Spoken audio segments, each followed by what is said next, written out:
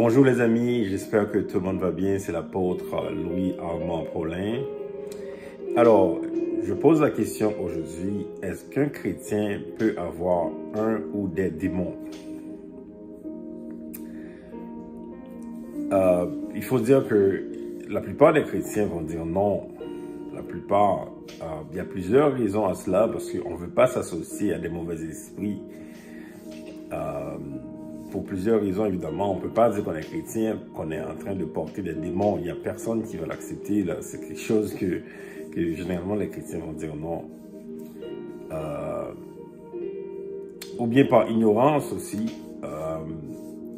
Il y en a qui sont pas au courant du monde des esprits, malgré qu'ils sont chrétiens. Ils n'ont pas beaucoup de connaissances par rapport à ça. Et donc, c'est naturel que les gens vont dire que les chrétiens vont dire qu'ils n'ont pas de démons. Avant de répondre à la question, il faut faire une précision par rapport à tout ça, parce qu'il faut d'abord comprendre que la Bible n'est pas un livre qui traite des démons. Dieu veut plus se révéler. Donc la Bible, c'est un livre qui révèle Dieu, qui révèle Jésus-Christ. Jésus l'a dit dans Jean 5, le verset 39, « Les Écritures témoignent de moi ». Donc les Écritures témoignent de Jésus-Christ. Donc la Bible, c'est un livre qui révèle Jésus-Christ. Et donc c'est la raison pour laquelle il n'y a pas un sujet où il n'y a pas... Le sujet des démons, ce n'est pas un sujet qu'on parle beaucoup dans la Bible. Mais quand on a l'intelligence, quand on comprend les actions de l'ennemi, quand on comprend comment l'ennemi fonctionne, on peut voir dans la Bible qu'il y a des démons qui agissaient beaucoup. Ça, on peut comprendre ça avec l'expérience et la connaissance et surtout la révélation qu'on a. Alors, je viens à la question, est-ce qu'un chrétien peut avoir un ou plusieurs démons? Avant de répondre, il faut comprendre, il y a une déclaration de Jésus-Christ qui le prouve. Moi, je regarde beaucoup ce que Jésus dit. Cette déclaration, c'est très surprenant des fois. Jésus a dit dans Jean 14, verset 30, il a dit, le prince de ce monde, ça veut dire Satan, le prince de ce monde vient, mais il n'a rien en moi. Jésus parlait de lui. Et donc, là maintenant, on se pose la question, donc Satan peut avoir des choses sur les personnes. Donc, si Jésus a dit que Satan n'a rien en lui, et donc Satan peut avoir des choses. Et ça, on l'a vu dans la Bible, comment cette femme courbée, 18 ans, dans l'église, dans la synagogue, était courbée, qui avait un esprit qui l'oppressait pendant 18 ans.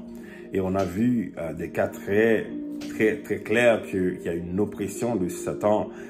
Le début même de l'église, avec le couple, Ananias et Saphira, ces deux étaient oppressés par Satan. Et donc, on ne peut pas dire qu'un chrétien ne peut pas avoir le démon.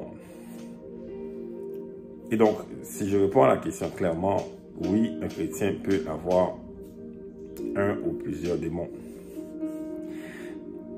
Si on regarde au niveau théologique, quand Jésus vient, quand Jésus nous sauve, c'est quoi qu'il sauve réellement? C'est ça qu'il faut comprendre. Jésus sauve l'esprit.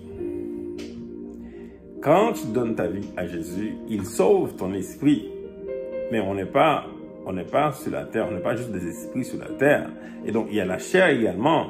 La chair n'est pas sauvée. Et donc, dans la chair, et c'est là maintenant qu'il peut avoir une oppression, c'est là maintenant qu'il peut avoir un démon. Là, dans la chair, il y a quoi? Dans la chair, il y a l'âme. L'âme qui est composée des émotions et de la volonté. Ça, c'est l'âme. Donc, un démon peut oppresser l'âme de quelqu'un. On ne parle pas d'obsession, là. On ne parle pas de possession, là. On parle d'oppression, surtout dans le cas des chrétiens. Et donc, dans la chair, comme je dis, il y a l'âme qui est composée de la volonté et des émotions. Il y a le mental, la pensée. Ça, c'est la chair également.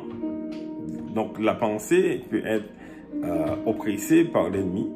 Il y a des personnes qui sont chrétiennes, mais elles pensent toujours mal. Il y a une oppression au niveau mental, au niveau de la pensée. au niveau du cœur également. Et donc, s'il n'y a pas le pardon ou une connaissance de la parole de Dieu, c'est très possible que l'ennemi oppresse le cœur. Donc, il y a un mauvais esprit qui oppresse le cœur de quelqu'un, ou bien qui oppresse la pensée ou le mental, ou qui oppresse l'émotion ou la volonté. Pourquoi je parle de ça? Je parle de cela parce qu'il y a des chrétiens, des fois, qui vivent des situations qu'ils n'arrivent pas à comprendre. Si tu vois que une situation dans ta vie perdure, malgré la prière, malgré tout ce que tu essaies de faire, la situation ne change pas, c'est clair qu'il y a un démon qui t'oppresse. Même pour faire la volonté de Dieu, si tu vois que tu as beaucoup de résistance pour faire cette volonté, tu n'arrives même pas à prier, tu n'arrives même pas à faire quoi que ce soit pour le Seigneur, c'est certain qu'il y a un démon qui t'oppresse. Il y a aussi dans la chair, il y a le corps physique. Le corps physique également peut être l'objet d'une oppression, donc d'un démon qui est dans le corps physique, ce qui nous impose une maladie, qui nous impose toutes sortes de limitations. C'est à toi de regarder comme chrétien, c'est quoi aujourd'hui, quand tu regardes ta vie, mais qu'est-ce qui ne fonctionne pas au niveau mental, au niveau de ton âme, au niveau de ton cœur également, et au niveau de ton corps physique, qu'est-ce qui ne fonctionne pas. C'est là maintenant, tu vas commencer à comprendre qu'il peut y avoir un démon là, qui m'oppresse depuis des années, que je n'arrive pas à comprendre pourquoi. Moi, j'étais oppressé par un démon, j'avais des démons dans ma vie. J'étais chrétien à l'église pendant des années. J'avais aucune idée si j'avais ce démon-là. Je ne savais pas. C'était pas un enseignement. Et puis moi, je pensais que c'était moi-même qui avait ce genre de comportement. Et c'est quand le Seigneur m'a révélé, qui m'a d'abord délivré. Et avec la révélation que j'ai eue également, c'est là que j'ai compris que j'avais des démons dans ma vie, qu'il fallait sortir, qu'il fallait prier le Seigneur pour être délivré de ces choses-là. Vous comprenez? Et donc, un chrétien peut avoir un ou plusieurs démons. En fait, le chrétien peut avoir tout ce qu'il veut en lui. Si c'est quelqu'un qui s'adonne au péché, qui s'adonne à toutes sortes de choses que la Bible interdit, un démon peut habiter la personne clairement. Vous voyez? Donc, parce que Jésus sauve l'esprit, il habite dans l'esprit, mais tout le reste peut être habité par n'importe quoi. Dépendamment de notre sanctification, de notre dévotion, de la manière dont nous vivons notre vie chrétienne. C'est ça qui fait la différence, les amis. C'est l'exemple pour lequel l'apôtre Paul dit d'être rempli du Saint-Esprit, de ne pas être rempli du vin. Le vin, c'est un peu le symbole de quelque chose qu'on prend pour être bien temporairement. L'apôtre Paul parle d'être rempli de l'Esprit de Dieu. C'est toute la compréhension de la théologie qu'on doit avoir, une théologie de comprendre que oui, un chrétien peut avoir un démon parce que le démon, il demeure dans ce qui est charnel, dans ce qui n'est pas l'esprit, parce que dans l'esprit de Dieu demeure, mais tout ce qui est charnel, tout ce qui est la chair, le démon peut habiter. C'est là maintenant qu'on doit comprendre qu'il faut être très vigilant, comme Pierre nous l'a dit, d'être vigilant. Et si on n'est pas vigilant, l'ennemi peut facilement nous oppresser, peut facilement mettre un démon en nous. Et puis, ça peut changer beaucoup de choses. Ça, on en voit dans les églises, même des pasteurs, des frères et sœurs qui ont des comportements tellement bizarres.